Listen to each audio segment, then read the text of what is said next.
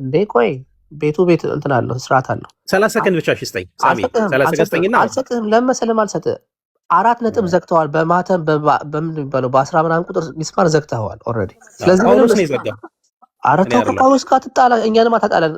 ራስን ችለህ ተጣላ ከጳውሎስ ጋር። አሁን ቆይ አዳምጠኝ። ጠዋት ስለ ይሄን በደንብ ተመልከቱ። እንግዲህ ኤፌ በደንብ ስመኝ። ቅድም ጠዋት ስለ ታምረ ማርያም ስናነብ ኦኬ፣ ይሄ ሁሉ ርዕስ የመጣው ከዛ ተነስቶ ነው። ታምረ ማርያም ላይ እንደዚህ የሚል ቃል አለ። ስጋው መጀመሪያ ታምሯን የማርያምን ታምር ያንብብና በደዌና ኦኬ በኃጢአት ምክንያት የጌታ እራትን መውሰድ የማይችል ይላል። ባይዘው ከፍቻ ያሳያቸዋለሁ። የማይችል ታምሯን ያንብብና የጌታ እራትን እንደወሰደ ይቆጠርለታል ይላል። እንግዲህ ኢማጂን ጸሎት እያለን ያለው ነገር የጌታ እራትን ሰው ሳይወስድ የኃጢአት ስርየት የለም ማለት። ታምረ ማርያም ደግሞ አረ ምን ተፈጥሮ እንደዛ አይደለም። ኃጢአት ሰርተሃል? አዎ። አንወርዚ ነህ። ደዌ ያለብህ? አዎ። የጌታ እራት መስራት አትችልም? አዎ። ችግር የለውም፣ መፍትሄ ያለው ምንድነው? ታምሯን አንብብና የጌታ እራትን እንደወሰድክ ይቆጠርልሃል የሚል ቴዎሎጂ ትምህርት አላቸው። ማለት ይቅርታ እንትን አይደለም ብላችሁኛል፣ ዶግማቲክ ትምህርት አይደለም ብላችሁኛል፣ ግን ከዶግማቲክ ትምህርት ጋር የሚጋጭ ትምህርት አለ ማለት ነው። ኦኬ፣ ይሄን እንዴት አድርገን የምታስታርቀው ወንድምነት? ኦኬ ሳሚ አየክ፣ አሁን ወዴት ሄድክ? ወደ ታምረ ማርያም ሄድክ። እያወራን ያለ ነው ንስሐ የጌታ ስጋና ደም። ወደ ታምረ ማርያም ኋላ ነው እንትን የምንለው። አሁን አንተ እኔ የጠየኩ መጀመሪያ አንድ ሰው አሁን የምትናገር ለምሳሌ አንድ ሰው በሳውዲ ቢኖር ሳውዲ ለምሳሌ ቤተክርስቲያን የለም፣ ካህናት ማግኘት የማይቻልበት ሁኔታ ነው። አሁን እየጠየከኝ ያለው ኢትዮጵያ ወይም ቤተክርስቲያን በአቅራቢያው ማግኘት የሚችል የእግዚአብሔር አገልጋይ ካህን በአቅራቢያው ማግኘት የሚችል ክርስቲያን ኦርቶዶክሳዊ ሆኖ ንስሐ ገብቶ የጌታ ስጋና ደም ሳይቀበል የኃጢአት ስርየት የለም ማለት ነው። በቀን ስንት ነው የምትወስደው? ቤተክርስቲያን አለ እንበል ለምሳሌ፣ አንተ በቀን ስንት ጊዜ ነው የጌታ እራት የምትወስደው? ንስሐ ገብቼ ቤተክርስቲያን ለቅዳሴ ሲሄድ በቀን ስንት ጊዜ ነው ኃጢአት የምትሰራው? ምን አልከኝ? በቀን ስንት ጊዜ ነው ኃጢአት የምትሰራው? አንዴም 1000ም 10,000ም ሊሆን ይችላል። 10,000 ጊዜ ከሆነ 10,000 ጊዜ ትወስዳለህ ማለት እኮ በአንተ ፕሪንሲፕል። እንዴ እስከ ዕለተ ሞት ድረስ አንድ ሰው ኃጢአት ከመስራት በአንድ ቀን ነው የምነግርህ። በአንድ ቀን ነው የምነግርህ። ምን ማለት በአንድ ቀን ውስጥ ስንት ጊዜ ሰው ይወድቃል? በኃጢአት ይወድቃል። እሷ ምንም ይኸውልህ 10,000 ጊዜ የኢየሱስ ክርስቶስ ደም ከኃጢአቱ ሊያነጻናል ብለን ምን ማለት ነው? አንድ ሰው ኃጢአት ይሰራል፣ ንስሐ ይገባል፣ የኃጢአት ይቅርታ ንስሐ ሲገባ አያገኝም አልከን እኮ። ጸሎት ምን አይነት የኃጢአት ይቅርታ የኃጢአት ስርየት? ኦኬ አዳምጠኝ። መጨረሻችን በክርክር እንዳይሆን በኦሪየንታል በኢስተርን እና በካቶሊክ ንስሐ ማለት ይኸውልህ ንስሐ ከጌታ ስጋና ደም የሚነጠል አይደለም። ባጭሩ አይደለም። ቆይ አዳምጠኝ። አንተና የምችለው ቤዚ አዳምጠኝ። እኛም ገብተን ተምረናል፣ ትምህርት ቤት ገብተን ቴዎሎጂ ተምረናል ምናምን ነገር። አሁን አዳምጠኝ ቤዚ፣ አንድ ቤት አድርገውና ባክግራውንድ ድምጽ አለ ከኋላ እኮ። ወደ ታምረ ማርያም አትሄድ። ታምረ ማርያም ላይ ማውራት ይችላል። ያንተ ነው። አንድ ጊዜ አዳምጠኝ። አሁን ንስሐና የጌታ ስጋና ደም እንዴ ቤቱን ምን መራው እኛ ነን እኮ እንዴ። ከእኩልማ አታውራ ቤዚ፣ እንደዚህ አይደረግም። ኦኬ አሁን እናልፈው። የመጨረሻ ጊዜ ነው የምናልፈው። እንደውም አንተ አይደለም የምታወራው ኤፊ ማለት ፌዝ፣ አንተ ሳትሆን ሌላ ሰው ነው የሚያወራው ማለት ነው። ምክንያቱም አንተ በ16 ቁጥር ሚስማር ነው ይባላል ኢትዮጵያ ውስጥ፣ እንደዛ ይባላል የሚባል ነገር በ16 ቁጥር ሚስማር ዘግተዋል። በቃ አንድ ሰው ንስሐ ቢገባ ቢፈርጥ ጌታ ሆይ በደም ኃጢአቴን ይቅር በለኝ ኧረ እባክህ ምናምን ቢል በቃ መስሚያ የለውም። እግዚአብሔር the only channel holy communion ነው ብለናል። ስለዚህ በአንተ ፕሪንሲፕል በአንተ ሎጂክ ብናደርገው እንኳን በሎጂክ እንኳን የማይሰራ ነው ብቻ ሳይሆን ከተአምራት መጽሐፍቶች ጋር ከገድላቶቹ ጋር እርስ በርሱ የሚጠረስ መጽሐፍ ሀሳብ ስለሆነ ያስቀመጥከው እሱ ጋር አንሄድበትም። ከጳውሎስ ትምህርት ጋር ስለሚጋጭ አንወርዚ ብሎ አንተ ወርዚ አድርገዋል ማለት ነው፣ አንወርዚ የሚለው ነገር። ስለዚህ አንተ ዘግተዋል። ኦኬ አሁን እያለን ያለ ነው እዚህ ያላችሁ ሰዎች እንድትሰሙ የምፈልገው ነገር ነው። መጽሐፍ ቅዱሱ እንደዛ ይላል ወይ ነው? መጽሐፍ ቅዱሱ አንደኛ ዮሐንስ ምዕራፍ 1:9 እንደዛ ምን እያለ ነው? if we confess our sin ኃጢአታችንን ብንናዘዝ እሱ ታማኝ ነው። ምን ሊያደርገን? ኃጢአታችንን ይቅር ሊል። እንደውም እንግሊዝኛውን ላንብላችሁ። if we confess our sin ኮማ ያደርግና he is faithful and just to forgive us our sin and to clean us የሚለው ሊያነጻን from all unrighteousness ነው የሚለው። ከየትኛውም unrighteousness ነገር ሊያነጻን የታመነ ፌስፉል ነው ብሎ ያስቀምጣል። ማለት አንተ ብቻ ኃጢአትህን ይቅር በል ተናዘዝ፣ ሶሪ አንተ ኮንፌስ አድርግ ኃጢአትህን፣ እግዚአብሔር ፎርጊቭ ያደርግልሃል። ለምን? ልጁን አንድ ልጁን በመስቀል ላይ ያንጠለጠለው ኢየሱስ እናንተ ስለሰራ ነው ኃጢአት ውክልና ወስዶ ነው። ኢየሱስ ነው የኔን ኃጢአት በመስቀል ላይ የወሰደው። ስለዚህ አንተ ኮንፌስ አድርግ እንጂ በክርስቶስ ኢየሱስ የተሰራ ስራ አለ፣ ያለቀ ስራ አለ። ለዛ ነገር ብሎ ጋራንቲ እንደሆነ የኃጢአት ስርየት ጋራንቲ እንደሆነ መጽሐፍ ቅዱሳችን ግልጽ አድርጎ ያስቀምጣል። እዚህ ቦታ ላይ ምንም ሜንሽን አላደረግም። ዳቦ አላለም፣ ወይን አላለም፣ ሎርድ ሰፐር አላለም፣ ምግብ ብላ ጠጣ አላለም። አንተ ጄኒውን በሆነ ልብ እግዚአብሔር በክርስቶስ ኢየሱስ በመስቀል ላይ የሰራውን ስራ አንተ እመን እንጂ ከፍሎልኛል ብለህ እመን እንጂ እግዚአብሔርማ ታማኝ ነው ኃጢአትን ይቅር ሊለ። ለምን? ዋጋ ተከፍሎበታል። ዳትስ ሪል ነው። ኢየሱስ መከራውን የተቀበለውን መከራ ደሙን ያፈሰሰው ዳትስ ሪል ብለድ ነው የፈሰሰው። ሪል ለኃጢአት የተሰዋ መስዋዕት ነው መስቀል ላይ ያለው እያለን ነው መጽሐፍ ቅዱስ። ስለዚህ ወዳጆቼ እኔ የሆነ የምላችሁ ለቃሉ ታማኝ ነው፣ ለመጽሐፍ ቅዱሱ ታማኝ ነው። እግዚአብሔር ታማኝ ነው ካለ ቃሉ እንደዛ ነው። ተነስተ የግድ ሆሊ ኮሚኒየን ካላገኘሁኝ ንስሐ የለኝም ጭራሽ እንደውም ንስሐና ይቅርታንም ራሱ ብለህ እንግዲህ አማርኛ እንደማናውቅ አድርገናል። ኤኒዌይስ ተስፍሽ የሀሳብ ስጥና ከዛ ኤፊ ይቀጥላል ሰመራይዝ እንዲያደርግ እንዳለ አሁን በተናገረው ሀሳብ መስጠት አለብኝ ሳሚ። ኖ ፌዚ እንደዛ አይደለም። ተስፍሽ ቀጥል። አንተማ ጨረስክ እኮ ሀሳብ እንግዲህ ከዘጋህ በኋላማ አትቀጥልም። ተስፍሽ ይቀጥል። የመጀመሪያው ሳሚ የድል እኔ እሰጥሃለሁ ቴስት እሰጥሃለሁ። ከተስፍሽ ቀጥሎ መጀመሪያ ተስፍሽ እንዳይናገር ለምንድን ነው የፈለጋችሁት? እየቆሙብኝ ነው።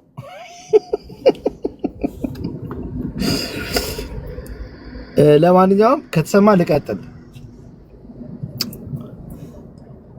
ሳሚ ይሰማ ልቀጥል? ሰማ ልቀጥል።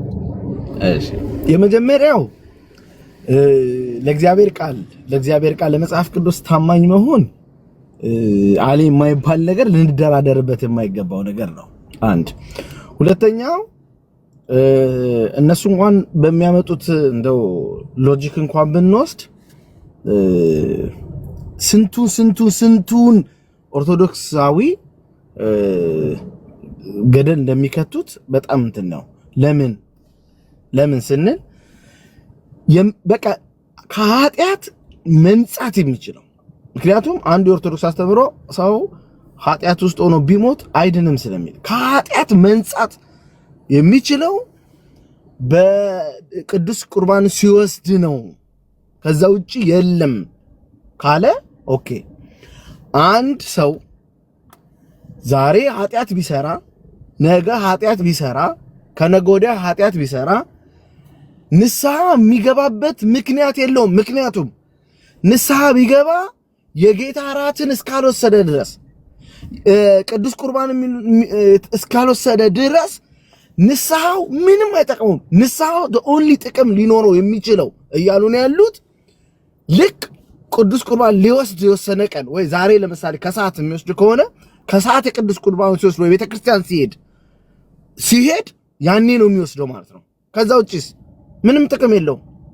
ለምን ኃጢአቱን ቢናዘዝም ይቅር በለኝ ቢልም ንስሐ ቢጠይቅ ቢገማ ምንም ቢል ቅዱስ ቁርባኑን እስካልወሰደ ድረስ በፍጹም የኃጢአትን ስርየት አያገኝም።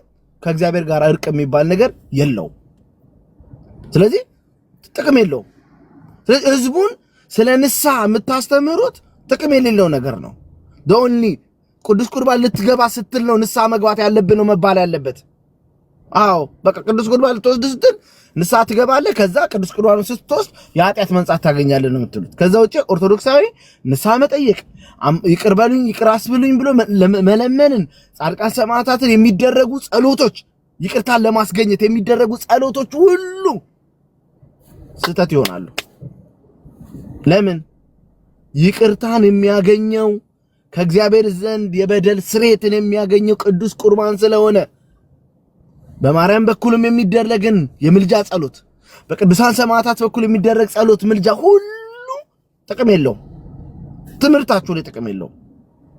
እሱ ሁሉ ተደርጎ ሰውየው ጌታ ቅዱስ ቁርባን እስካልወሰደ ድረስ አለቀለት። በቃ ምንም አይጠቅመው። ሰው ለምንድን ነው የምታስተምሩት ታዲያ? በጻድቃን በሰማዕታት በማርያም በኩል የሚደረጉ የልመና ጸሎቶች ሁሉ በቃ ምንም የለውም። አንድ ሰው ንስሐ ገብቶ ይቅርታ ጠይቆ ምህረት ጠይቆ ከእግዚአብሔር ዘንድ እርቅ ካላገኘ የመጽሐፍ ቅዱስን ክፍል ቶታሊ መቃወም ነው። ከእግዚአብሔር ጋር ያለን እርቅን በቅዱስ ቁርባን ካልሆነ የማያገኝ ሰው በቃ እኔ ደግሜ አንድ ኦርቶዶክሳዊ አሁን ኃጢአት ቢሰራ፣ አሁን ቢዋሽ፣ አሁን ቢሰርቅ፣ አሁን ቢያጭበረብር፣ አሁን ቢዘሙት፣ አሁን ሰው ቢገድል ይቅርታ እንዲጠይቅ ንስሐ እንዲገባ የምትጠይቁበት ምክንያት ምንድን ነው? ጥቅም ከሌለው ቅዱስ ቁርባን እስኪያገኝ ድረስ ሰውየው ንስሐም ቢገባም ንስሐም ባይገባም ደሴም ነው። ቅዱስ ቁርባን ሊያገኝ ሲል የሚገባው ንስሐ ነው። ከቅዱስ ቁርባኑ ጋር የኃጢአትን ስርየት የሚያስገኘው እያላችሁ አንድ ሰው አሁን ኃጢአት ቢሰራ፣ ቢዋሽ፣ ቢሰርቅ፣ ቢዘሙት፣ የተለያዩ ነገሮች ቢያደርግ የኃጢአትን ስርየት ስለማያገኝ ንስሐ ለምን ግባ ትሉታላችሁ? ንስሐ የመግባት ጥቅሙ ምንድን ነው? መጽሐፉን ወይ እንደ መጽሐፉ ቅድም አንድምታው ስለ ንስሐ የሚናገረው በግልጽ ሰዎች ንስሐ ሲገሙ የኃጢአትን ስርየት እንደሚያገኙ ይቅርታን እንደሚያገኙ የሚናገረውን ክፍል አይ አላችሁ። የጌታ እራት ብላችሁ ዮሐንስ ወንጌልን ብቻ ለምንድን ነው የምታነሱት? ዮሐንስ ወንጌል ላይ ያለውን ጌታ ተላልፎ በተሰጠበት ሌሊት ከጌታ የተቀበልኩት ነው ብሎ ጳውሎስ አንደኛ ቆሮንቶስ ላይ አስቀመጠውን ሐሳብ ከጌታ የተቀበልኩት ነው ያለውን ለምንድን ነው የምትክዱት? ሉቃስ የዘገበውን ዘገባ የሉቃስን መልእክት ለምንድን ነው የማትቀበሉት? በዚህ በጌታ ጉዳይ ላይ በጌታ እራት ጉዳይ ላይ በዛ በሐሙስ ማታ በተደረገው ስርዓት ላይ በዛ እራት ላይ ሉቃስ የዘገበውን ለምንድን ነው ዮሐንስ ወንጌል ላይ ብቻ የቆማችሁት? ወይም ደግሞ ንገሩንና ጳውሎስ ከጌታ አልተቀበለውም ሐሳቡን ነው የነገረው፣ ስለዚህ ልክ አይደለም በሉን። ኦርቶዶክሳውያን ወንድሞቼና እህቶቼ በዚህ ያላችሁ የምትሰሙ አሁን የሚመለከው እግዚአብሔር ለዛች ለሳምራዊቷ ሴት እንዳላት እግዚአብሔር መንፈስ ነው። ደግሞ የሚመለከው በእውነት ነው፣ በመንፈስ ነው። ቦታ ስፍራ ሳይመጠን ጊዜ ሁኔታ ሳይመጠን ወደ እርሱ ለሚቀርቡት ሁሉ ለመቀበል የተዘረጋ እግዚአብሔር እጅ ስላለ መግቢያው በሩ እውነተኛው መንገድ ሕይወት የሆነው ክርስቶስ ዛሬም ባላችሁበት ቦታ ሁሉ በሱ በኩል ወደ እግዚአብሔር የሚደረግ ልመና እግዚአብሔር ሊቀበል ደሙ አንድ ጊዜ ለዘላለም በእጅ ዳልተሰራች ወደ ቅድስት ስለገባለን ዛሬም በእምነት ኢየሱስ ክርስቶስ ስለ ኃጢአት ያፈሰሰው እንደ በማመን ለምናደርገው የንስሐ ጸሎት ከእግዚአብሔር እጅ ምህረትን ይቅርታን እናገኛለን። ይሄን ነው የምለው። እሺ ኤፌ ያለ አለው ሰማራይዝ እያደረግነው እንሂድና እሺ ራፓፕ እናድርገው። እንግዲህ ዛሬ የምትሰሙ ልጆች ከታችም ያላችሁ ልጆች እንግዲህ ዋናው ነገር ምንድነው ስናገር ከነበረው ነገር which እንድትይዙት የምፈልገው ማለት ነው። ኔክስት ታይም ሰዎች ለምሳሌ አይ የጌታ እራት ለኃጢአት ስርየት ነው የሚወሰደው የእናንተ የጌታ እራት ቫላይድ አይደለም ለኃጢአት ስርየት ብላችሁ አታምኑም፣ ስለዚህ ትክክል አይደለም ሲሏችሁ የማይመለሱ 4 ጥያቄዎች አሉ። ዛሬ አንዱን ያየ ነው። ይህንን ጥያቄ አንሱባቸው። የኃጢአት ስርየት ከሆነ የጌታ እራት ኦኬ ጥሩ፣ የጌታ እራት ንስሐ ያልገባና ኃጢአቱ ይቅር ያልተባለ ሰው መውሰድ ይችላል ወይ የሚል ጥያቄ አንሱላቸው። አዎ ይችላል ካሉ በቃ ክርስትናን የሚቀበሉም ሰዎች አይደሉም ማለት ነው። ጳውሎስ በቀጥታ እንደምታውቁት ቅድም ስናየው እንደነበረው ቆሮንቶስ 11 ላይ በግልጽ አንወርዝሊ መቀበል እንደሌለበት ሰው ይናገራል። ሰው ንስሐ መግባት አለበት። ቅድም የሚያነሳ ነው አንድ እንደ ማሳያ እሱ ነበር። በኦርቶዶክስ ቤተክርስቲያንም በቅዳሴ ስርዓት ላይ ካህኑ መጥተው ንጹህ የሆነ ብቻ ወደዚህ ይቅረብ፣ ንጹህ ያልሆነ ግን እንዲና እንደዛ ብለው ወንጌል ነው የሚናገሩት፣ ትክክል ነው እንደዛ ማለት እና የነጻ ሰው ነው እንዲቀርብ የሚያበረታቱት። ኦኬ ንስሐ ገብቶ የነጻ ሰው ማለት ነው። ስለዚህ ንስሐ ገብቶ ከኃጢአቱ አልነጻም ያ ሰውዬ ለመንጻት ነው የሚወስደው ከተባለ ያልነጻ ሰውዬ ከወሰደ ይገለዋል ነው፣ ሳይገባው ነው፣ ፍርድን ነው የሚበላው ነው። ስለዚህ የነጻ የተገባው ሰው ነው የሚወስደው ማለት ነው የጌታ እራትን። ስለዚህ የጌታ እራት በዛ ምክንያት የኃጢአት ስርየትን ያመጣል የሚለው ትክክል አይሆንም ማለት ነው። ስክሪፕቸራል ድጋፍ አይኖረውም ማለት ነው። መመረጥ አለበት። አንደኛ ንስሐ የኃጢአት ስርየት አያመጣም ከተቀደም እንደተባለ የኃጢአት ስርየት ያመጣልም አያመጣም ኮንፊውዝድ ሆነዋል። ብቻ ግን አንዱን ሊረግጡ አልቻሉም። የኃጢአት ስርየት ንስሐ ካላመጣኛ እሱ ላይ ብቻ አይደለም አርጉመንታችን።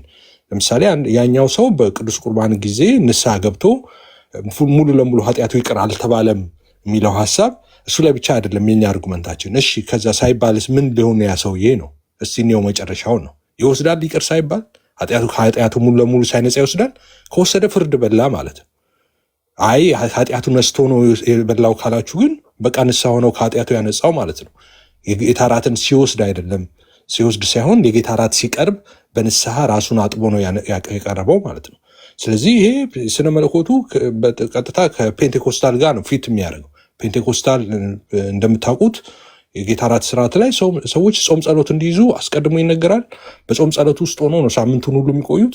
እንደገና የጌታ እራት በሚቀርብም ጊዜ የሚመራው የጌታ እራትን ስርዓት የሚመራው ዋና መጋቢ ይናገራል። ሰዎች ሁሉ ንስሐ እንዲገቡ ራሳቸውን እንዲያዩ ይናገራል። ራሳቸውን እንዲፈትሹ ንስሐ ገብተው ምናምን እኔ የዛሬ 2 ወር ከምናምን ቸርች ነበር እኛ የጌታ እራት እና የጌታ እራት ከገባው በኋላ የጌታ እራት የዛን ቀን እንደሆነ ስገባ ነው ትዝ ያለኝ ማለት ነው። ገብቼ የጌታ እራት ሲጸለይ ትዝ አለኝ። አንድ ሰው ጋር የሆነ የተነጋገርኩት ሰው አለ እና ይቅርታ መጠየቅ አለብኝ እያልኩ አሳድሬ እኔ ዩዥዋሊ ማሳድር አይደለሁም ግን አሳድሬ ያለው ገብተዋል። ሮጬ ነው የወጣሁት። ከዛ ሮጬ ወጥቼ መደወል ነው የጀመርኩት ማለት ነው። እዛ ሰው ጋር ብደውል አይነሳም። ገሷት አልተቀበልኩም የጌታ እራትን ማለት ነው። በቃ በዛው ወጣው። አልተቀበልኩም። ስልክ አላነሳ ቆይቶ አነሳልኝ። ተደዋወልን፣ ይቅርታ ተጠያየቅን ምናምን ነፃ አረጉ። ገብተዋል። ሰው እንደዛ ነው የምናደርገው። አሁን ካህኑም ያሳስብሃል መጀመሪያ ማለት ነው። አሁን እኔ የጌታ እራትን መውሰድ ኳሊፋይ አይደለሁም፣ እየተገባኝ አይደለሁም በዛን ሰዓት ማለት ነው። ምክንያቱም የሆነ ሰው አለ ይቅርታ ውስጤ ተይዘዋል በዛ ሰው ማለት ነው። ኦኬ ራሴን ስመረምር ተይዣለሁ በዛ ሰው። ይቅርታ መጠየቅ አለብኝ፣ መታረቅ ያለብኝ ሰው አለ። ሰው ያንን መጨረስ አለብኝ ቅድሚያ ለጌታ እራት ከመቅረብ በፊት ማለት ነው።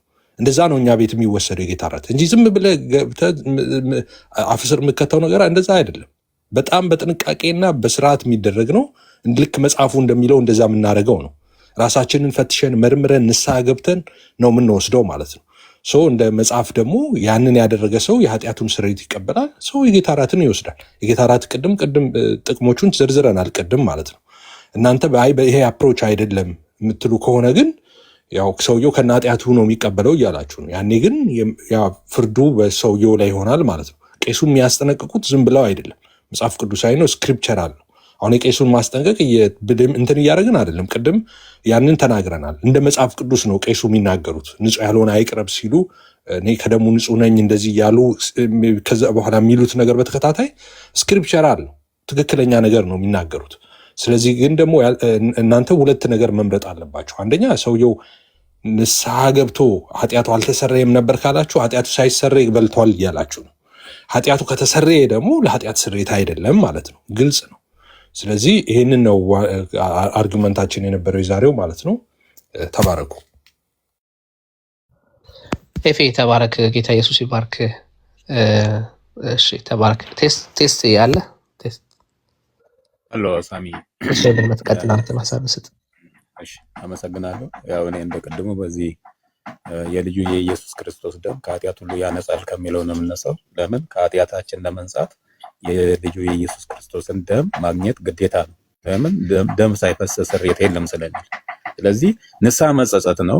የኃጢአትን ስርየት የሚያሰጠው ደሙ ነው። ለምን እዚህ በዮሐንስ 6:53 ላይ ስጋዬን ያልበላ ማነው የሰውን ልጅ ስጋውን ካልበላችሁ ደሙንም ካልጠጣችሁ በራሳችሁ ሕይወት የላችሁም ብሏል። ስለዚህ የሕይወት ለማግኘት ራሱ ስጋውን መብላትና መጠጣት አለብን። ይሄን የት ነው የምናገኘው? እዚህ ማነው ዮሐንስ 6:51 ላይ እንደተናገረው ጌታችን ከሰማይ የወረደ ሕያው እንጀራ እኔ ነኝ፣ ይህን እንጀራ የሚበላ ለዘላለም ይኖራል አለ። እኔም ስለ ዓለም የምሰጠው እንጀራ ስጋዬን ነው አለ። ይህን እንጀራ ብዙ ቦታ እንጀራ ካለ በኋላ ስለ እንጀራው ሲያብራራ ምንድነው ያለው ጌታ? እኔም ስለ ዓለም የምሰጠው እንጀራ ስጋዬን ነው አለ። ማቴዎስ 26 ላይ መተን ስናየው ደግሞ ይሄን እንጀራ አንስቶ ሲባርክ እናያለን። ሲበሉም ይላል እንጀራውን አነሳ፣ ባረከ፣ ቆርሶም ለደቀ መዛሙርቱ ሰጣቸው ይላል። እንኩ ብሉ ስጋዬ ነው ብሎ ሰጠ። እኛም እሱ ሲሰጠን አሜን ስጋ ነው ብለን ክርስቶስን አምነን እንቀበላለን። ከዛ ወረድ ሲል ደግሞ ምን ያደርጋል? ጽዋውን አነሳ ይላል። አመስግኖም እንካችሁ ሁላችሁም ከእርሱ ጠጡ፣ ሁላችሁም ከእርሱ ስለ ብዙዎች ይላል፣ ስለ ብዙዎች ለኃጢአት ይቅርታ የሚፈስ የአዲስ ኪዳን ደሜ ይሄ ነው። ምኑ ነው እያለ ቅዱስ ቁርባንን ነው እያለ ያለው። የሚያነሳውን ወይኑን ነው፣ የሚያነሳውን ህብስቱን ነው። እንካችሁ ሁላችሁም ከእርሱ ጠጡ፣ ስለ ብዙዎች ለኃጢአት ይቅርታ የሚፈስ የአዲስ ኪዳን ደሜ ይህ ነው ብሎ ለሐዋርያቶች ሲሰጥ እናያለን። አዲስ ኪዳን ራሱ የተመሰረተው በሱ ላይ ነው። ስለዚህ እሱ ስለናንተ የኃጢአት ይቅርታ የሚፈስ ደሜ ይሄ ነው ብሎ ከሰጠን፣ አዎ ጌታ ወይ አሜን፣ አንተ የሰጠው ትክክል ነህ፣ ለኃጢአታችን ይቅርታ የፈሰሰ ደም ነው ብለን አምነን በቅዱስ ቁርባን በኩል የጌታችንና የመድኃኒታችን ኢየሱስ ክርስቶስ ስጋውና ደሙን እናገኛለን። መጽሐፍ እንደዚህ ነው የሚለው። አሁን ቅድም እኔ ኤፋን ጠየቁት የት ነው የምታገኘው ብዬ ብጠይቀው ብዙ ቦታ ነው ሄደው፣ ግን አንድም ቦታ አላሳየም። ስለዚህ በዚህ መጽሐፍ ቅዱስ እንደሚያዘን መሰረት በዚህ በኩል ሐዋርያቶች ተቀብለው በልተዋል። ቆይ አንዴ ልጨርስ። እኔ ያልቃል ገባው አንተ ስትናገር አልገባም። ቆይ ሚስል ፕሬዘንት አድርገህ እኔ ታውቃለህ፣ ሚስል ፕሬዘንት መደረግ አልወድም። ከነከስኩ ነው። አንተ ከምን ስትናገር እኔ ያስኩኝ ብዙ ነገር ተናገር። አንተ ጋር ኖ አይ አንተ ጋር አልመጣሁም ነበረ። ምን አልክ? አንዱም ቦታ ላይ አላሳየም አልክ። ዋሽ ያየ ውሸት ነው። እኔ አንዱም ቦታ አላሳየም ሳይሆን እዛው አንተ ያመጣው ጥቅስ ላይ እዛው ጋር ነው ማሳየ ብዬ የቱ ጋር አሳየው መሰለ? ረስተው ከሆነ ላስታውስ። እዛው ቦታ ላይ ነው ያሳየው። ምን ቦታ ላይ ያሳየው አትለኝም? አንደኛ ዮሐንስ 1:9 ላይ ነው ያሳየው። የቱ ጋር ነው የምትቀበለው ይሄንን ስትለኝ፣ በኃጢአታችን ብንናዘዝ ኃጢአታችንን ይቅር ሊለን ከአመፃም ሁሉ ሊያነጻን የታመነና ጻድቅ ነው ይላል። ስለዚህ ልክ ኃጢአቴን በተናዘዝኩ ቅጽበት ተቀብየዋለሁ። ይኸው አሁንም እያወራህ ነው። አሁንም በኋላ አሁንም እኔ ሳውራ እኩል ስለምታወራ በኋላም ኤፍሬም አልመለሰም ትላለህ። እኩል እያወራህ እንዴት ትሰማለህ? እኔ ያልጠየኩትን ነው። የት ነው የምታገኘው ነው እንጂ የት ነው የምትቀበለው አልኩህ። የት ነው የምታገኘው ማለት እንዴ? በየት በኩል እንድታገኝ ነው የሰጠ ነው። እኔ አሁን የሰጠበትን በማስረጃ አሳያለሁ። በኃጢአት ይኸው ይሄንን ያሳየው። ቅድም አልመርጥን ሌላ ጥቅስ አልሄድልም። በኃጢአታችን ብንናዘዝ ይላል። ልክ በኃጢአቴ ስናዘዝ የዛኔ ነው ማገኘው። ጌታ ለሐዋርያቶቹ እንኩ ጠጡ፣ ስለ ብዙዎች ለኃጢአት ይቅርታ የሚፈስ የአዲስ ኪዳን ደሜ ይህ ነው ብሎ ሲሰጥ ሐዋርያቶቹ ተቀብለዋል አልተቀበሉም? ወደ አንተ አርጊመንት ከመሄዳችን በፊት እሱ አሁን ያመጣው ጥቅስ የአንተ አርጊመንት ነው። ወደ አንተ ከመሄዳችን በፊት እኔ ያመጣሁት በኃጢአታችን ብንናዘዝ ኃጢአታችንን ይቅር ሊለን ከአመፃም ሁሉ ሊያነጻን የታመነና ጻድቅ ነው ይላል። በኃጢአት እዚህ ክፍል ላይ እያለን ያለው ኃጢአትን ስትናዘዝ ይቅር ይልሃል ነው አይደለም እያለ ያለው? እሱን አይደለም እኔ የጠየቁት። የት ነው የምታገኘው ብዬ ነው የጠየቁት እኮ። እዚህ ጋር ነው ማገኘው። ማገኝበትን እየነገርኩህ ነው። የት ነው የምታገኘው አይደለም እንዴ ያልከኝ? የት ነው የምታገኘው? ይኸው እዚህ ጋር ነው ማገኘው። ኃጢአቴን ስናዘዝ አንደኛ ዮሐንስ መልእክት ላይ ይልሃል ወይስ አይልም ነው። አሁን ይቅር ይልሃል ወይስ አይልም ነው የኔ ጥያቄ። ደግሞ የት ነው የምታገኘው ነው። የት ነው የምታገኘው ያልከው ማንን ነው? ማንን ነው? ከኃጢአት ሁሉ የሚያነጻውን የኢየሱስ ክርስቶስን ስጋና ደም የት ነው የምታገኘው ስል በእምነት ነው የማገኘው። ቆይ የኢየሱስ ስጋና ደም ደግሞ አድርጋችሁ አዲስ መጽሐፍ ቅዱስ ጻፋችሁ። ስጋና ደም አረከው። አሁን ደግሞ ስለምንድን ነው እያወራን ያለ ነው? ስለ ኢየሱስ ደም ነው አይደል የምናወራው? ነው የኢየሱስ ደም ከኃጢአት ሁሉ ያነጻል ነው አይደል የሚለው? ስለምንድን ነው አሁን እያወራን ያለ ነው? ስለ ኢየሱስ ደም አይደል እያወራ ያለው? ታዲያ እስካሁን የምናወራው እሱን አይደል? ቆይ እሺ፣ ስለ ኢየሱስ ደም ከሆነ እያወራ ያለው ስጋና ደም እያልክ አትቀላቅ። መጽሐፍ ቅዱስ የሚለውን በል። የኢየሱስ ደም ከኃጢአት ሁሉ ያነጻል ነው የሚለው። ቆይ አንዴ የኢየሱስ ክርስቶስ ደም ይልና መጽሐፍ ቅዱስ እዚሁ ላይ ማለት ነው። አንደኛ ዮሐንስ 1:7 ላይ የልጁ የኢየሱስ ክርስቶስ ስጋና ደም አይደለም የሚለው፣ የኢየሱስ ክርስቶስ ደም ከኃጢአት ሁሉ ያነጻል ነው የሚለው። ቁርባን ጋር ለመውሰድ ስትፈልግ ስጋ የሚል ጨመርክበትና ደምና ስጋ ትላለህ። ደምና ስጋ አይልም። የኢየሱስ ክርስቶስ ደም ከኃጢአት ሁሉ ያነጻል ነው የሚለው። ይሄ ደሙ በቀራንዮ አደባባይ ላይ ለሰው ልጆች ሁሉ የፈሰሰው ክቡር ቅዱስ ደሙ ነው። ኦኬ፣ ያ ደሙ ደግሞ በየጊዜው አይፈስም።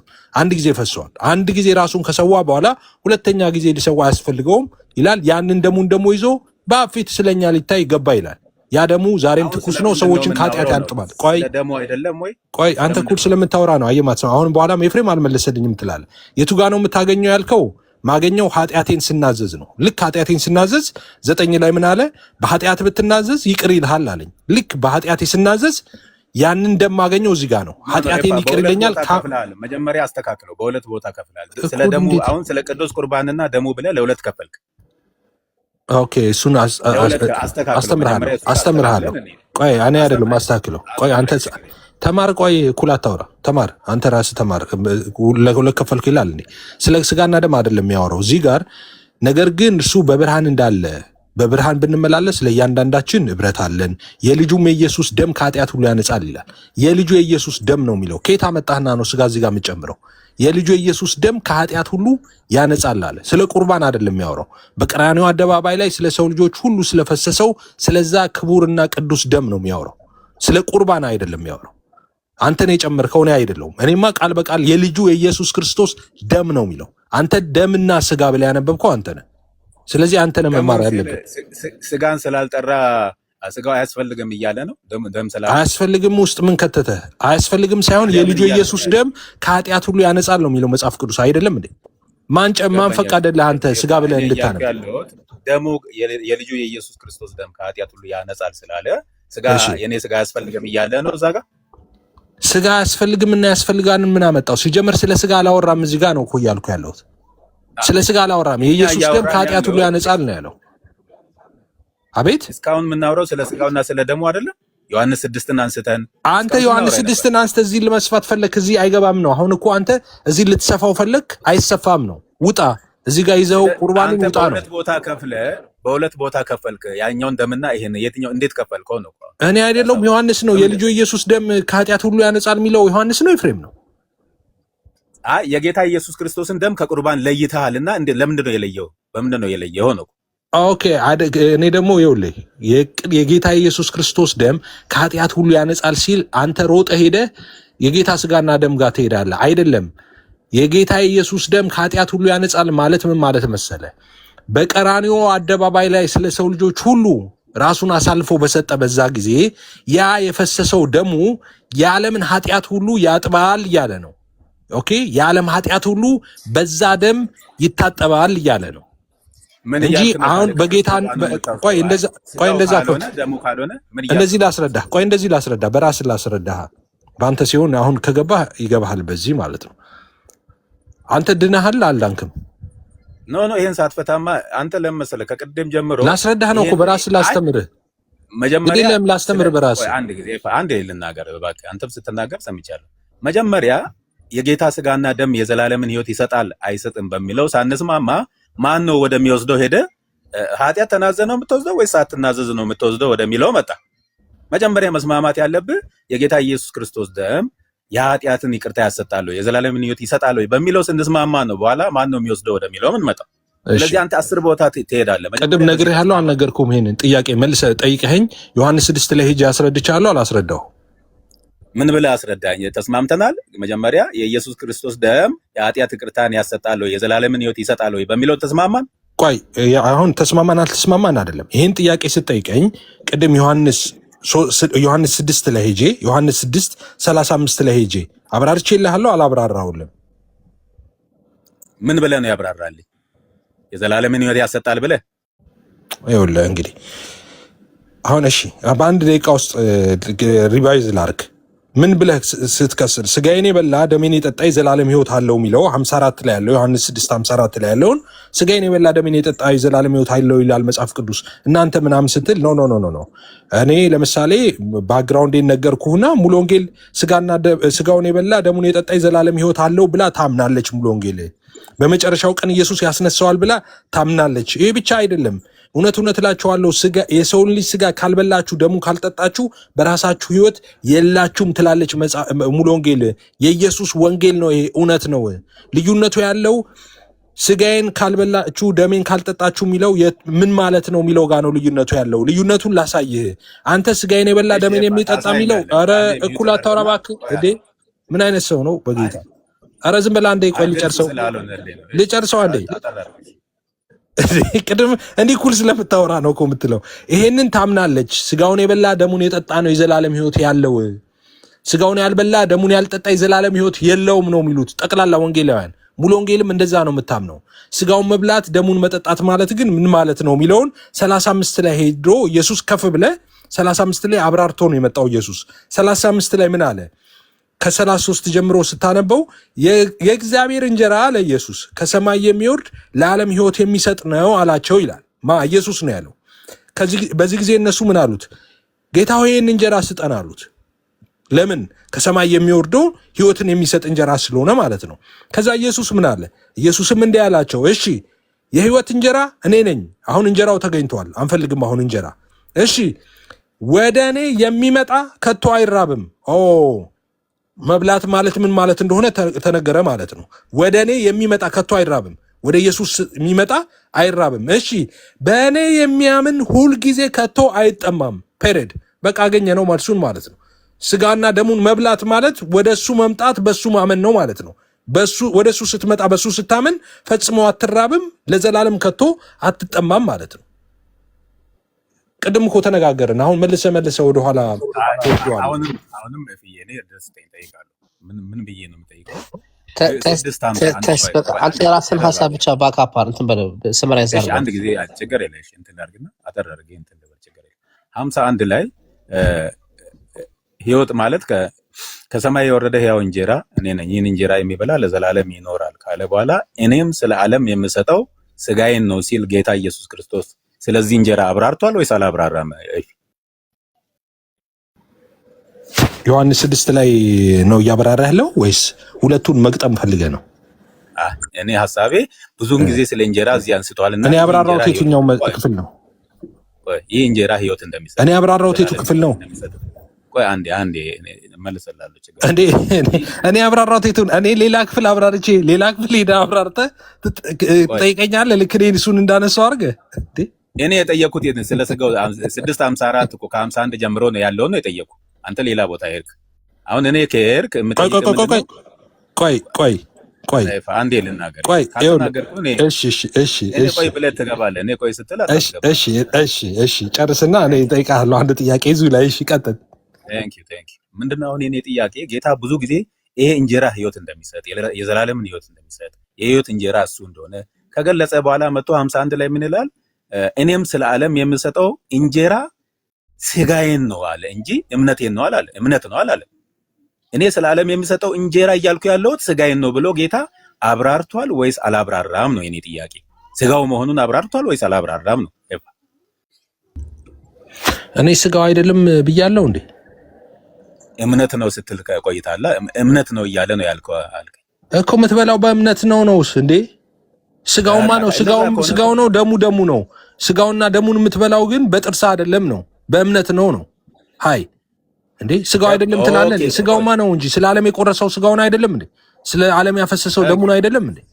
ካዲያ ምንድን ነው የምናወራው? ይሄን ከተስማማን በቃ ይሄን ተስማምተናል። ይሄን ከተስማማን ታዲያ ይህ ስጋ የሚበላ ነው ወይስ ዝም ብሎ በሐሳብ በእምነት ብቻ ስለሚበላው ስጋ ነው የሚያወራው ወይስ በእምነት ስለምትወስደው ነው እያወራ ያለው ጌታ? ይሄን ለምን ይሄን ጥያቄ የምጠይቅህ? እሺ ልመልስ። እዚሁ ላይ መልስ አለ። መልሱ አለ እዚሁ ላይ አለ።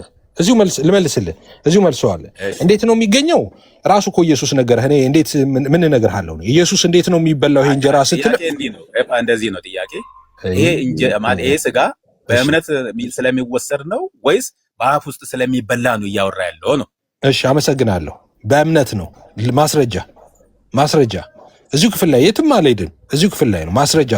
አንደኛው ማስረጃ አሁን ሁለት ማስረጃ ነው የምሰጥህ። አንደኛው ማስረጃ አሁን 35 ላይ የነገርኩ እንጀራው እኔ ነኝ ካለ በኋላ ወደ እኔ የሚመጣ አይራብም፣ በእኔ የሚያምን ሁልጊዜ ከቶ አይጠማም አለ። ይሄ እንጀራ እንዴት እንደሚበላ ሲነግርህ ኦኬ፣ ወደ እሱ ስትመጣ አትራብም፣ በእሱ ስታምን ሁልጊዜ ደግሞ ከቶ አትጠማም። ኢየሱስ ነገረህ አንድ ጊዜ። ሌላ ብቻ አንድ ኮንፎርሜሽን ደግሞ ሌላ ሁለት ልስጥ ማለት ነው። ሁለተኛ ኢየሱስ በግልጽ አስቀምጦታል ማለት ነው። እሺ ከዛ ሁለተኛ ማስረጃ ይሄ መንፈሳዊ እንደሆነ ማለት ነው። እንደዚህ አለ ኢየሱስ ራሱ 58 ላይ ከሰማይ የወረደ እንጀራ ይህ ነው። እሱን አይተነዋል ከላይ ማን እንደሆነ። አባቶቻችሁ መና በልተው እንደሞቱ አይደለም፣ ይህ እንጀራ የሚበላ ለዘላለም ይኖራል ካለ በኋላ በቅፍርናሆም ሲያስተምር ይህን በምኩራብ አለ።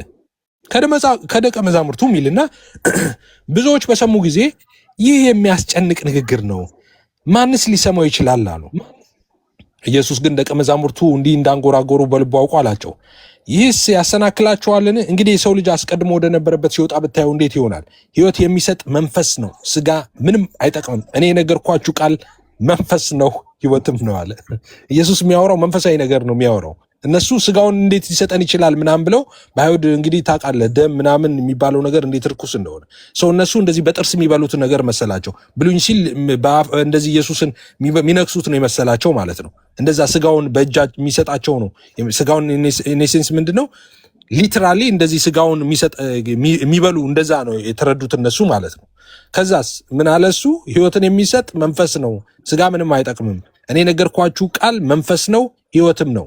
ነገር ግን ከናንተ የማያምኑ አሉ። ኢየሱስ የማያምን ማን እንደሆነ አሳልፎ የሚሰጠው ማን እንደሆነ በመጀመሪያ ያውቅ ነበርና ይላል። ስለዚህ ኢየሱስ እያወራ የነበረው መንፈሳዊ ቋንቋ ነው ማለት ነው። ኦኬ ኦኬ ታንክ ዩ። አሁን 53 ላይ እንምጣና እንግዲህ አንተ በእምነት ነው የሚወሰደው ብላል። ታንክ ዩ። ግን ሥጋው መሆኑ የጌታ ሥጋና ደሙን ነው የሚያወራው ያልከው እሱ ያስማማናል።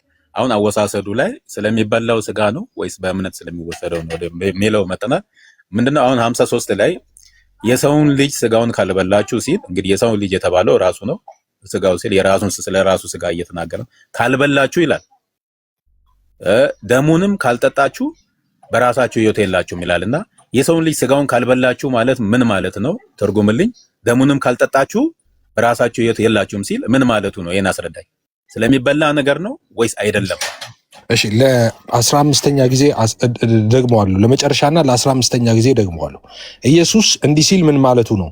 እውነት እላችኋለሁ የሰውን ልጅ ሥጋ ካልበላችሁ ደሙን ካልጠጣችሁ በራሳችሁ ሕይወት የላችሁም ሲል ምን ማለቱ ነው? ኦፍኮርስ የሚያወራው ሥጋ የሚለው እዚህ ጋር ስለምን ሥጋ ነው የሚያወራው? ስለ ኢየሱስ ሥጋ፣ ስለ ሰው ልጆች ሁሉ ኃጢአት በመስቀል ላይ በቀራንዮ አደባባይ ስለተቆረሰው ሥጋ ነው የሚያወራው። ደሙን ካልጠጣችሁ የሚለው በቀራንዮ አደባባይ ላይ ስለ ሰው ልጆች ሁሉ ስለፈሰሰው ስለዛ ቅዱስ ደም ነው የሚያወራው። ምንም ጥያቄ የለውም። እንዴት ነው ያልከኝ? ይሄንን ቅድም እንዳልኩ ማለት ነው። አሁን የምመለሰው 35 ላይ ነው የምወስድ። እንዴት ነው ይህንን የምንወስደው? ደሙንና ሥጋውን እንዴት ነው ምን በላው የሚለው ቆይ አንዴ ሲጨርስ ነው የምትገባው። አሁን የምትፈታልኝ የቱ ጋር ነው? የሰውን ልጅ ሥጋውን ካልበላችሁ የሚለውን ትፈታልኛለህ። ደሙንም ካልጠጣችሁ ማለት ምን እያለ ነው? እሺ እሱ ነው ምን እያለ እንደሆነ ልነግርህ ነው። እውነት ምን እንዳለ ልነግርህ ነው። 35 ላይ ደገምኩት ለመጨረሻ ጊዜ። ኢየሱስም እንደዚህ ያላቸው፣ እሺ የሕይወት እንጀራ እኔ ነኝ። እሺ የሕይወት እንጀራው ተገኝቷል። እንዴት ይበላ? ወደ እኔ የሚመጣ ከቶ አይራብም፣ በእኔ የሚያምንም ሁልጊዜ ከቶ አይጠማም። በቃ መብላትና መጠጣት ማለት ይሄ ነው። ሥጋውን መብላት ደሙ መጠጣት ማለት ወደሱ መምጣት ነው። ወደሱ ስትመጣ ከቶ አትራብም፣ በእርሱ ስታምን ሁልጊዜ ከቶ አትጠማም። ይሄን እንጀራ እንደዚህ ነው የምትበላው፣ ወደሱ በመምጣትና በሱ በማመን ማለት ነው። ያኛው ስለ እምነት ነው የሚያወራው እንጂ ስለ እንጀራው አይደለም። እንጀራ መብላት ማለት እምነት ነው ስለማለት አይደለም። አሁን የጠቀስከው ክፍል ለምን በእሱ የሚያምን በእርሱ ስለማመን ነው እየተናገረ ያለው እንጂ እኮ አሁን ይመችህ። አሁን እንደፈለግ አልከራከረም። አሁን እንደፈለግ አሁን መብላትና መጠጣት የሚለውን እኮ ነው የተርጉም ሀሳብ አሁን ባኬን ፎርዝ እያደረክ ለ17ኛ ጊዜ ድግም እንዴ እኛ ራሱ ሰለችን የፊልም እሺ አመሰግናለሁ። በቃ እሺ ተባረክ። ቴንክ ዩ ኤንዱ አለ አጭር ነገር ስጠንና። ብዙ ምለው ነገር የለም። በቃ ስኖቻቸዋለሁ። እሱ ነው። ተባረኩ። እሺ አሜን። ሳሚሻ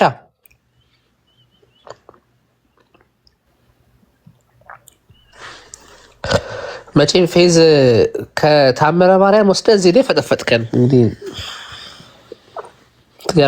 ምን ላድርግ? ኤፊ ነዋ ፈርስት እና ሰከንድ ሴንቸሪ ሲለኝ፣ ስለዚህ አንተም ፈርስት እና ሰከንድ ሴንቸሪ አሁን ኤፍሬም የሚናገረውን ወይም የኤፍሬም ቤተክርስቲያን የምታስተምረውን ትምህርት ያስተማረ አባት ብዬ ጠየቅኩኝ። ምክንያቱም ደብል ስታንዳርድ ሲሆንብኝ ነው። እና እዚህ ጋር አንተን እኔ ቤግ ማድረግ ልመና ነው። አሁን ምለምንህ አንተ የተማርክ ሰው ነህ፣ ዶክተር ነህ፣ ራይት ኦኬ፣ ብዙ ያነበብክ ሰው ነህ ምናምን ሰው ለአንተ ሰጀስት ማድረግ ልመና ነው። ይሄ ልመና እንትንም አይደለም፣ ሀሳብ ልመና ነው። ይሄ ቤተክርስቲያን በኦርቶዶክስ ቤተክርስቲያን ላይ የተዋሹ ትምህርቶች አሉ። የተደረቱ ከጊዜ በኋላ የመጡ ማለት ነው። የቤተ ክርስቲያኒቷ ራሱ መሰረታዊ ትምህርት ያልሆኑ ማለት ነው፣ የቀደመ ትምህርት ያልሆኑ እና አደራ ፕሊስ እነሱን አትሟገትላቸው። እነሱም አሁን ጥራት ይጎላቸዋል እናስተካክላለን ምናምን እያሉ ስለሆነ ሊቃውንቱ ጉባኤ ምናምን እነሱ ቢያንስ እንዲያዩዋቸው እንዲያርሟቸው እድል ስጥ። ቢያንስ እንደናንተ የተማሩ ሰዎች ትክክል አይደለም የሃይማኖት መጽሐፍ አይደለም ትሎ አይደለም እንዴ? ቢያንስ እንደዚህ አይነት በጣም በቃ ጽንፍ የረገጡ አይነት ትምህርቶችን ቢያንስ እነሱን ባለመከላከል ራሱ ለቤተ ክርስቲያኒቷ ውለታ ዋሉላት። አትሊስት መሰረታዊያን ትምህርታቸውን ተሟገቱ። የሃይማኖታችሁን መሰረት ማለት ነው። ሃይማኖት አበው ሲነካ ተሟገት። እሱ ላይ ትክክል አይደለ አባቶች ነው ይሄ ነው በል። ግን እንዴት ብለህ ቀድም የተነሳው ሀሳብ አሁን በጣም የሚያስደነግጥ ሀሳብ ነው እየተነገረ የነበረው ማለት ነው። እና ማርያም የአምልኮ ስግደት ለማርያም ይሰገዳል ሲባል እንዴት ንጹሕ ልብ ማርያም ትፈጥራለች? እንደዚህ አይነት ነገሮች ሲመጡ ይሄ ነገር እንዴት ትከላከላለህ? ፌዝዬ እሺ ቴንክ ዩ ኤፌ የተዋሹ ብላል። ቤተክርስቲያን እንግዲህ በነቢያት በሐዋርያት መሰረት ላይ እየታነጸች ናት ስንባል በሐዋርያት ትምህርት በነቢያት ስብከት ትምህርት ከዛም ከሐዋርያት በኋላ በመጡ ደግሞ ሐዋርያን አበው በሚባሉ በቤተክርስቲያን አባቶች ትምህርት እየተመሰረተች እየታነጸች ናት። ስለዚህ አይ ዶንት ኖ ውሸት የምትለው ለምሳሌ አሁን አንተ የምታስተምረው ትምህርት የዮሐንስ ወንጌል ምዕራፍ 6 የጌታ ስጋና ደምን ላይክ ስፒሪቹዋሊ ነው የምናገኘው እንጂ ፊዚካሊ በማቴዎስ ወንጌል ምዕራፍ 26 ቁጥር 26 ላይ ጌታችን ለሐዋርያቱ በህብስቱና በወይኑ ነው የሰጠው 4 ነጥብ ይህ ስጋዬ ነው ይህ ደሜ ነው ብሏል። ከዛ በተረፈ የኢየሱስ ክርስቶስ ደም ከኃጢአቱ ሊያነጻን የሚለውን ግን ደሙን ከስጋ አንለይም። ጌታችን እኮ ደሙን ያፈሰሰው ስጋውን ቆርሶ ነው። መከራን ተቀብሎ ተገርፎ በመስቀል ተቸንክሮ አይደለ? ስለዚህ ደሙን እንግዲህ በሳይንስም ብንሄድ ደም ከስጋ አይለይም። ደም የሚወጣው ከስጋ ነው። ስጋ ሲቆረስ ነው ደም የሚወጣው እና ደሙን ከስጋ አንለይም። ከዛ በተረፈ ግን የአምልኮ ስግደት ለእመቤታችን እናቀርባለን የሚል አንድም ቦታ ላይ አታሳየኝም። የአምልኮ ስግደት ነው ያልከው። የአምልኮ ስግደተኛ የምናቀርበው ለእግዚአብሔርና ለእግዚአብሔር የአምልኮ መስዋዕት ምን ማለት ቶ አሁን የአምልኮ መስዋዕት እሺ፣ ወደዛ እንሄድም